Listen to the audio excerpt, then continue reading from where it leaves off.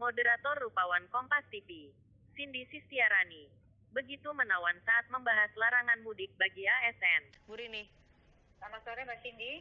Bu Rini, akhirnya ada aturan tertulis yang mengatur sanksi untuk ASN yang nekat mudik, kemudian juga secara resmi tertulis pula ada periode larangan mudik bagi ASN. Apakah aturan ini dibuat dan diterbitkan karena banyak ASN yang melanggar aturan mudik dan juga tidak bepergian keluar kota pada saat libur panjang? Aturan ini kan yang merupakan pembina bagi aparatur sipil negara. Jadi surat edaran ini berlaku hanya untuk aparatur sipil negara. Nah, oleh karena itu salah satu tujuan daripada pelarangan itu adalah supaya para ASN juga tidak bepergian atau tidak mudik untuk untuk memutus mata rantai COVID-19 tersebut. Belajar dari pengalaman pada mudik lebaran tahun lalu, kemudian juga pada libur-libur panjang di akhir pekan biasanya juga masih banyak orang bepergian, dan ini berimbas pada naiknya angka COVID-19. Apa evaluasi yang dilakukan oleh Kemenpan RB untuk bisa mengawasi ASN benar-benar tidak mudik atau tidak melanggar aturan ini? Ya, baik. Kewajiban dari seluruh instansi pemerintah untuk melaporkan kepada Kemenpan RB. Dan sampai saat ini dari beberapa surat edaran kita juga sudah mengumpulkan, meskipun tidak seluruhnya melaporkan ya, karena mungkin ada keterbatasan infrastruktur misalnya, tetapi sampai saat ini masih banyak dan kita masih mengumpulkan laporan-laporan tersebut. Tapi sudah cukup banyak. Untuk instansi pemerintah pusat sendiri sudah banyak yang sudah melaporkan kementerian dan lembaga. Daerah-daerah pun juga sudah kita melakukan pelaporan. Dari yang selama yang kami terima ya, dari 2 surat edaran yang sudah kita terima itu, 98 lebih itu sudah mematuhi aturan.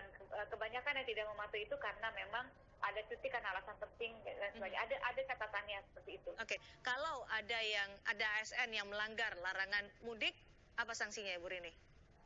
Kalau sebetulnya setiap pejabat pembina kepegawaian itu kan diminta untuk mengatur sendiri bagaimana tata cara pengawasannya.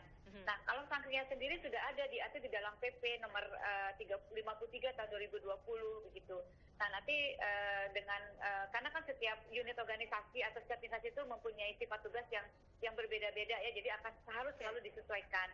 Nah, oleh karena itu tetap ada aturannya mengacu kepada PP nomor 53 tahun 2010 begitu. Itu saja sebenarnya tata caranya juga sudah ada begitu.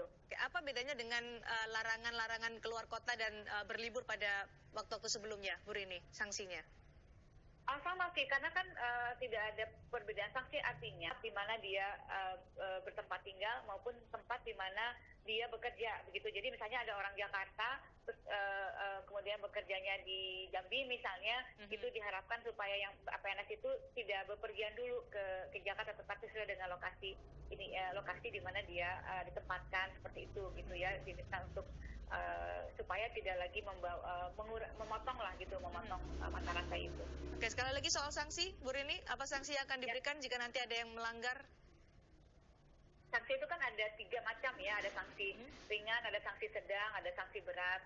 Kalau sanksi ringan itu memang kalau dia berdampak kepada unit kerja gitu. Kalau sanksi ringan itu kepada instansi yang bersangkutan. Nah, nanti mungkin bisa dilihat apakah memang dia pelanggaran itu dengan bisa ditentukan, kan itu ada prosesnya di dalam, ada tata caranya, nanti kan ada berita acaranya dan lain sebagainya gitu. Tetapi macam-macam sanksi itu bisa diterapkan kepada ASN yang melanggar disesuaikan dengan hasil berita acara yang dia lakukan apabila memang ASN yang bersangkutan melanggar larangan tersebut. Ada kategorinya, pelanggaran ini berat, pelanggaran ini dikategorikan moderat, pelanggaran ini mendapat sanksi yang ringan, Bu Rini? Ada di PP 53 sudah diatur. Tata caranya juga ada misalnya dari mulai teguran lisan sampai dipotong gajinya, sampai ada juga gitu seperti itu. Jadi harus dilihat dari proses bagaimana case-nya itu yang bersangkutan ya. Supaya ASN mengikuti aturan larangan mudik di tahun 2021. Terima kasih Ibu Rini telah bergabung bersama kami di Kompas Petang. Ibu Rini Widiantini, Deputi Bidang Kelembagaan dan Tata Laksana Kemenpan RB. Terima kasih.